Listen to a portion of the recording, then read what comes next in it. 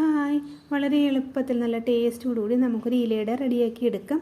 അതിനെ 1 കപ്പ് ഗോതമ്പ് മാവാണ് കേട്ടോ ഞാൻ എടുത്തിട്ടുള്ളത്.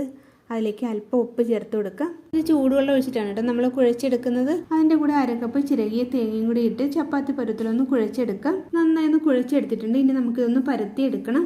ഇതിലേക്കുള്ള ഫില്ലിങ്ങിനായി 1/4 കപ്പ് ചിരകിയ തേങ്ങ, 5 ടേബിൾ സ്പൂൺ പയർ നമ്മൾ വേവിച്ച് വെച്ചിട്ടുള്ള പയറാണ്, 2 പാളയംകോടൻ പഴം, 2.5 ടേബിൾ സ്പൂൺ പഞ്ചസാര, ഇത്രയും കൂടി ചേർത്ത് നന്നായി ഒന്ന് മിക്സ് ആക്കി എടുക്കണം. ഇനി നമ്മൾ പരത്തി വെച്ചിട്ടുള്ള മാവിലേക്ക് ഫില്ലിങ് വെച്ച് കൊടുത്ത ശേഷം അതിൻ്റെ ആ സൈഡൊന്ന് ഒട്ടിച്ചു കൊടുക്കണം. നമ്മൾ ഫില്ലിങ് വെച്ച് റെഡിയാക്കിയ മാവ് വാഴയിലയിലേക്കാണ് കേട്ടോ വെച്ച് കൊടുക്കുന്നത്. അതിനുശേഷം ഒരു ഈർക്കിൽ വെച്ചിട്ട് ഇതുപോലെ ഒന്ന് കുത്തി കൊടുക്കാം. അങ്ങനെ നമ്മുടെ ഇലയുടെ റെഡിയായി വന്നിട്ടുണ്ട്.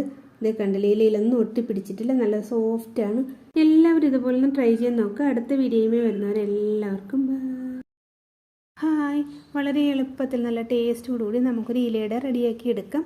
അതിനെ 1 കപ്പ് ഗോതമ്പ് മാവാണ് കേട്ടോ ഞാൻ എടുത്തിട്ടുള്ളത്. അതിലേക്ക് അല്പം ഉപ്പ് ചേർത്ത് കൊടുക്കാം. ഇത് ചൂടുവെള്ളം ഒഴിച്ചിട്ടാണ് കേട്ടോ നമ്മൾ കുഴച്ചെടുക്കുന്നത്. അതിൻ്റെ കൂടെ 1/2 കപ്പ് ചിരകിയ തേങ്ങയും കൂടി ഇട്ട് ചപ്പാത്തി പരുവത്തിലൊന്ന് കുഴച്ചെടുക്കാം. നന്നായി ഒന്ന് കുഴച്ചെടുത്തിട്ടുണ്ട്. ഇനി നമുക്കിതൊന്ന് പരത്തിയെടുക്കണം.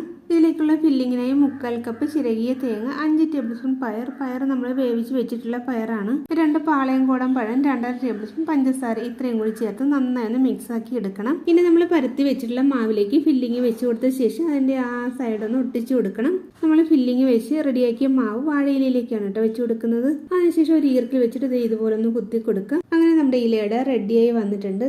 ഇത് കണ്ടില്ലേ, ഇലയിലൊന്നും ഒട്ടിപ്പിടിച്ചിട്ടില്ല, നല്ല സോഫ്റ്റാണ്. എല്ലാവരും ഇതുപോലെ ഒന്ന് ട്രൈ ചെയ്ത് നോക്കുക. അടുത്ത വീഡിയോയുമായി വരുന്നവരെല്ലാവർക്കും ബൈ.